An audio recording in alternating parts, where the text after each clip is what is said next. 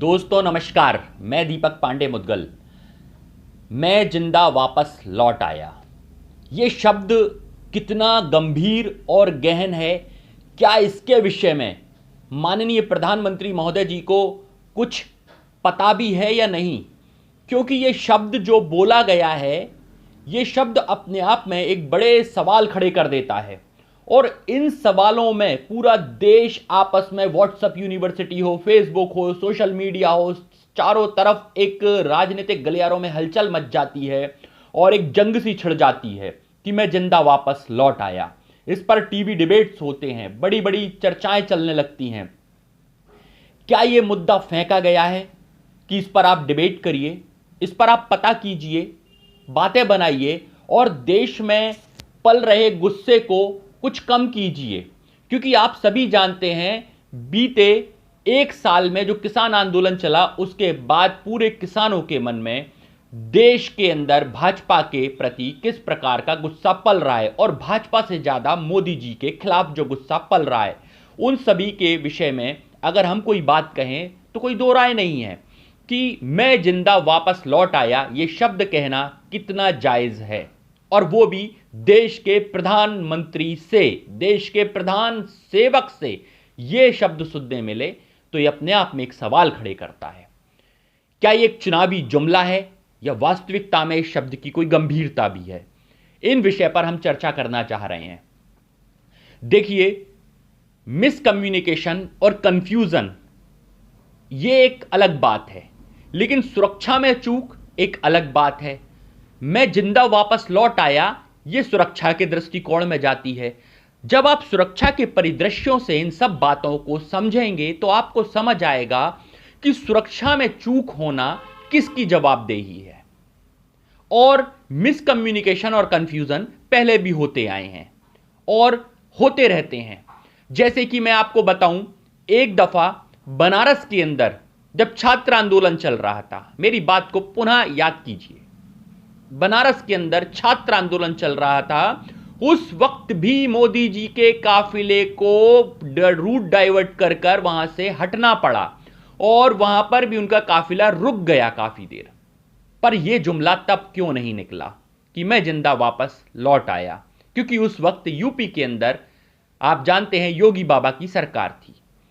प्रचार के दौरान अलीगढ़ के अंदर यह खबर सुनने आई कई प्रचार एजेंसियों के माध्यम से कि उनके जो मंच था वहां पर आग लग गई, लेकिन तब भी यह शब्द नहीं निकला जिंदा वापस लौट आया। अचानक से प्रदर्शन कर रहे पंजाब के अंदर प्रदर्शनकारियों के सामने यह शब्द कैसे निकला, जबकि वो उनके सुरक्षा घेरे से लगभग कई किलोमीटर दूर थे। इसके बाद भी यह शब्द निकला और कई वीडियो सामने आ रहे हैं जिनमें आप देख सकते हैं कि उनके सुरक्षा घेरे को तोड़ते हुए भाजपा का झंडा और भाजपा के लोग वहां पर जिंदाबाद के नारे लगा रहे हैं, श्री नरेंद्र मोदी जिंदाबाद, श्री नरेंद्र मोदी जिंदाबाद। तो सुरक्षा घेरा तोड़ा किसने? पहला सवाल। और इस सुरक्षा घेरे पर जो एसपीजीज है, जो एसपीजी सुरक्षा मिलती है मोदी जी को, उसको तो कोई तोड़ ही नहीं सकता और उसके सामने सब फेलुअर है। तो किसी सुरक्षा एजेंसी के हवाले से यह खबर क्यों नहीं आई कि मोदी जी की जान को खतरा था? अगर जान को खतरा था तो वहां जाना क्यों था? इसमें फिर इंटेलिजेंस, हमारा ब्यूरो फेल्यूअर है, हमारी जो खुफिया एजेंसी है वो फेल्यूअर है।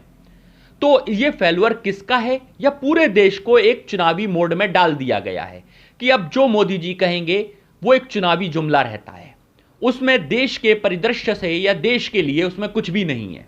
अब यह समझने की बात है हम देश को किस ओर ले जा रहे हैं, हम इन द सेंस माननीय प्रधानमंत्री महोदय किस ओर देश को ले जा रहे हैं, क्या करना चाह रहे हैं, यह अब जनता को समझना होगा। क्योंकि कंफ्यूजन, मिसकम्युनिकेशन, तालमेल की कमी यह बराबर समझ आई कि मोदी जी ने भटिंडा एयरपोर्ट पर उतरे, इसके बाद अपने आप को बाई कार जाने का मन बनाया, उधर पर मिसकम्युनिकेट हुआ वहां की राज्य सरकार के द्वारा, तो यह मिसकम्युनिकेशन हो सकता है। लेकिन इसको यह कहना कि सुरक्षा में चूक हो गई, यह गलत बात होगी। क्योंकि अगर सुरक्षा में चूक है तो सुरक्षा एजेंसियों के हवाले से खबर आनी चाहिए थी और एक विशेष चैनल के द्वारा, ANI के द्वारा ही यह खबर को प्रसारित किया गया। खैर, ये सब बातें अपनी जगह है। मैं आपको मध्य प्रदेश के मंडला के अंदर, मंडल एयरपोर्ट के अंदर, मंडला एयरपोर्ट पे भी ऐसा ही एक वाकया हुआ था मध्य प्रदेश में, जब एक व्यक्ति सुरक्षा घेरा तोड़कर और मोदी जी के साथ सेल्फी लेने पहुंच गया था। तब यह बात क्यों नहीं आई, मैं जिंदा वापस लौट आया। क्या यह एक राज्य को देश से अलग करने की तरकीब है? क्योंकि इस प्रकार की अगर मोदी जी के मुखारबिंद से ऐसी खबरें निकलेंगी, ऐसी बातें निकलेंगी, तो कहीं ना कहीं हम पंजाब को एक अलग दृष्टिकोण से देखना शुरू कर देंगे और हम फिर 1980 के दशक में पहुंच जाएंगे, जहां पर एक दफा भिंडरवाला हो या फिर अकाली दल हो या बादल परिवार हो, ऐसे तमाम उन सब जगह पहुंच जाएंगे जहां पर हमें नहीं पहुंचना चाहिए।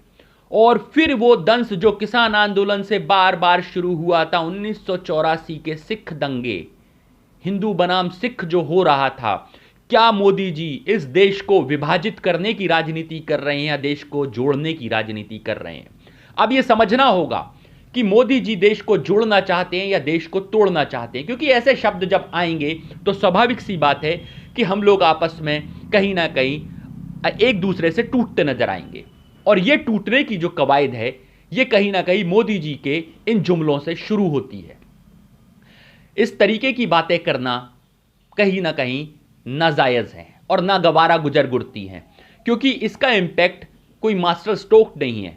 ये कहीं ना कहीं हम इसको अगर दूसरे दृष्टिकोण से जब देखना शुरू करते हैं, तो मुझे लगता है हर व्यक्ति को यह देखना होगा, यहां पर यह समझना होगा, क्या मोदी जी की जान को वाकई में खतरा था? अगर खतरा था तो फिर फेल्यूर किसका था? कई सवाल खड़े हो जाते हैं इस वक्त आके। मैं फिर कहूंगा, और पूरे जितने भी आपके पास रिकॉर्ड हैं, जितनी भी चीजों को आप देख रहे हैं, आप समझ जाएंगे ये जान को खतरा था या मात्र तालमेल की कमी थी, मिसकम्युनिकेशन था, या देश को चुनावी मोड में डाल दिया गया है कि बस अब जो मोदी जी कहेंगे वो एक चुनावी जुमला हो जाएगा। तो मुझे एक कहावत याद आती है कि एक व्यक्ति था जो लगातार चिल्लाता रहता था कि ये देखना चाहता था कि लोग उसके साथ खड़े हैं या नहीं। तो वो कहता था, भाई मेरे घर शेर आ गया, मेरे घर शेर आ गया, और लोग उसके पास आकर खड़े हो जाते थे। वो हर बार जनता को ऐसे ही गुमराह करता था, और एक दिन उसके पास सच में शेर आ गया और वो चिल्लाने लगा, मेरे घर शेर आ गया, मेरे को शेर मार डालेगा। उसके घर कोई नहीं आया। तो मेरा निवेदन है कि देश को इतना ज़्यादा झूठ के जुमलों में न डालें कि लोग जब सच भी हो तो उसे स्वीकार करने से मना कर दें। बने रहिए हमारे साथ, ऐसे ही विश्लेषणों के साथ मैं आपके साथ उपस्थित होता रहूँगा। तब तक के लिए धन्यवाद। और ये मिसकम्युनिकेशन, तालमेल की कमी है, ना कि सुरक्षा घेरे को तोड़ना। अगर ऐसा है तो इसका स्पष्टीकरण सुरक्षा एजेंसियों के माध्यम से सार्वजनिक किया जाए। धन्यवाद।